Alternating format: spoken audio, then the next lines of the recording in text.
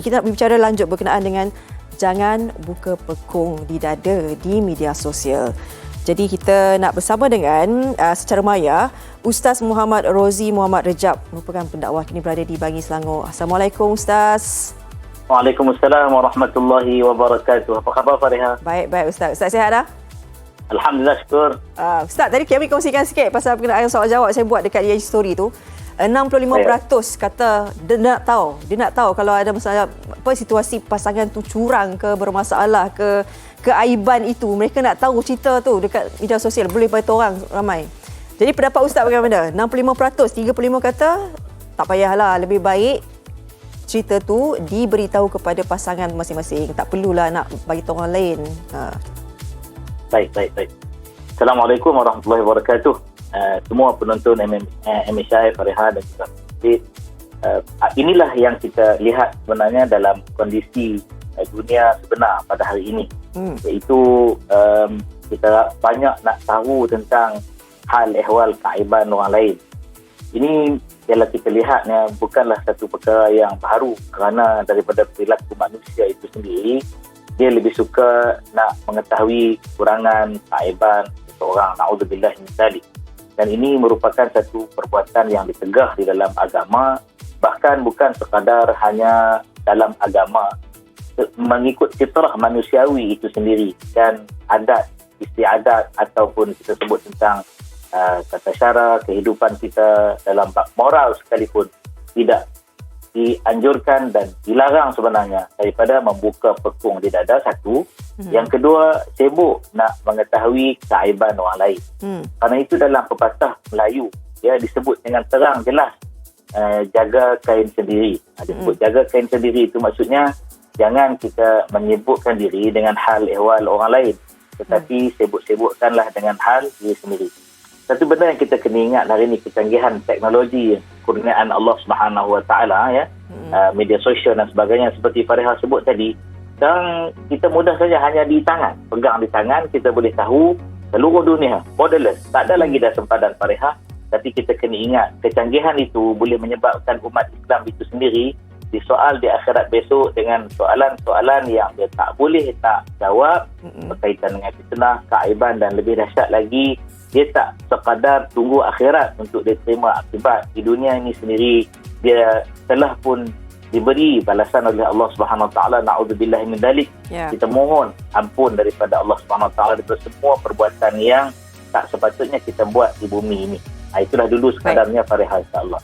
Tapi Ustaz, tapi Ustaz, tadi Ustaz kata kita ni tak payahlah sibuk hal orang lain, kan, kita sibuk diri sendiri sudahlah. Tapi ada segelintir daripada kita ni yang tayang, kan, gunakan platform media sosial itu untuk tayang kebahagiaan, tayang kekayaan, tayang kesejahteraan, kepemaian tu, kehidupan mereka tu di laman sosial. Jadi itu bagaimana? Sebab kadang-kadang kita tak tahu pun, tapi dia yang tayang, kan. Apatah lagi mereka ni terdiri daripada orang yang terkenal dan sebagainya. Bagaimana pula sisi itu? Baik. Konteks ni, Fariha dan semua penonton MSI yang budiman, kita lihat, sebab kita ni, manusia ni, dia Allah Ta'ala bagi hidayah, banyak hidayah. Dan antara hidayah tersebut ialah akal yang Allah SWT kurniakan, untuk dengan akal itu manusia boleh berfikir bagi mengatur awal kehidupan dan pandu selepas itu dengan utusan-utusannya yang bawa wahyu. Itu satu perkara. Jadi bila kita sebut dua benda ini, dia duduk pada persepsi manusia itu sendiri. Ada orang dia nak menceritakan di media, tujuannya nak ajak orang buat baik. Tapi dalam masa yang sama, dia juga kena fikir bahawa keadaan masyarakat bersifat awam. Maksud awam ni, kepelbagaian, polemik pemikiran, perbincangan dan sebagainya tak seperti apa yang dia sangkakan. Dia boleh berdalil dengan Quran. Contohnya dia bawa dalil Quran, kata boleh buat baik ni sirran, sembunyi-sembunyi, wa alaniyah, ataupun dia nak buat terang-terangan. Tapi di hujung ayat itu, kenapa dia tak begitu tadabbur bahawa yang paling penting ialah dalam kalbu dia, keikhlasan dia, asal niat dia, apa tujuan yang sebenarnya. Sebab tu setiap Muslim kita ni patut ingat dengan satu baris ayat yang selalu ditekankan oleh guru-guru kita. Apa kata guru kita Fariha? Dia kata, Ilahi, Tuhanku, iaitu Allah Subhanahu Wa Taala, anta maqsudi, engkaulah objektif utama aku. Maksudnya hidup aku, mati aku ini, inna salati wa nusuki wa mahyaya wa mamati lillahi rabbil alamin. Aku buat apa pun. Hatta hari ini Fareha sebagai host kita pada hari ini, kru yang bertugas itu tujuannya apa? Nak cari redha Allah.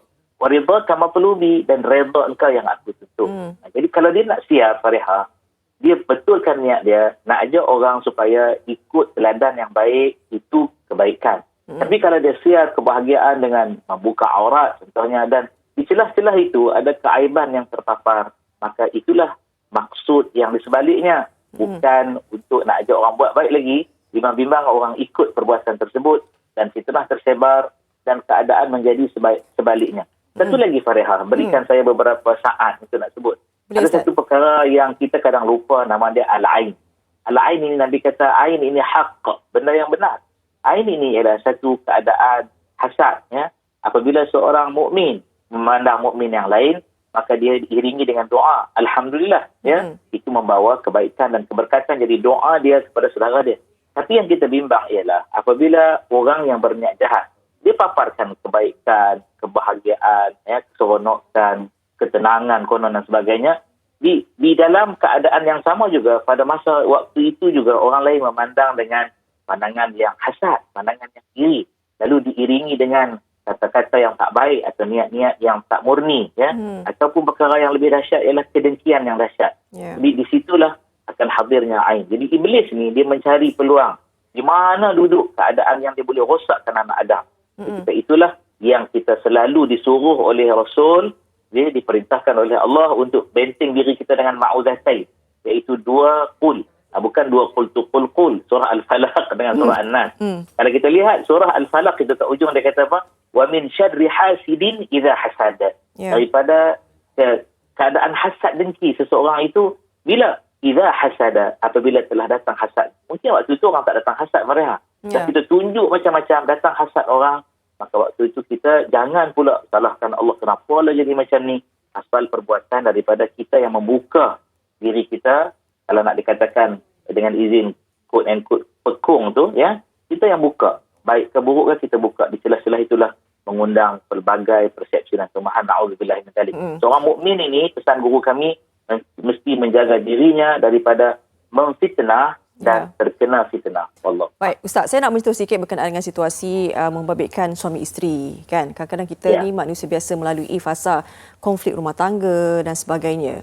Dan kita melihat bahawa sekarang ini, kebelakangan ini, bahawa laman media sosial boleh digunakan dengan kuasa tularnya.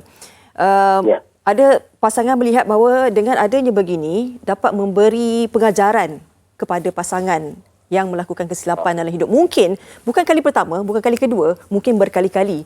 Jadi mungkin sebelum ni dah melalui penyelesaian yang sebaiknya, kan. Tapi mungkin rasanya ni asyik pijak kepala je dah 3-4 kali dah buat macam ni. Jadi mungkin dia melihat bahawa kuasa tular itu adalah penyelesaian masalah konflik.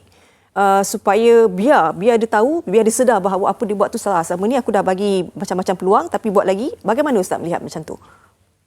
Baik. Terima kasih Fareha dan juga semua penonton Asia yang beriman. Dalam hal ini apabila nak berbicara, saya nak meletakkan cermin di hadapan saya.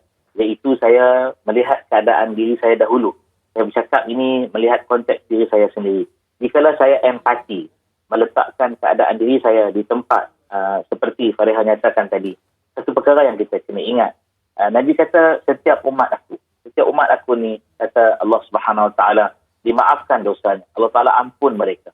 Kecuali mereka yang suka menunjuk-nunjuk. Dan sesungguh-sungguhnya, antara yang menunjuk-nunjuk itu, maksud hadis ini, ya, kalau kita kaji maksud menunjuk-nunjuk itu pada dosa. Adalah hamba yang buat dosa di waktu malam. Dia buat dosa waktu malam. Ceritanya buat dosa waktu malam ini, ialah nak beritahu satu keadaan, ada perkara yang Allah Ta'ala tidak redha.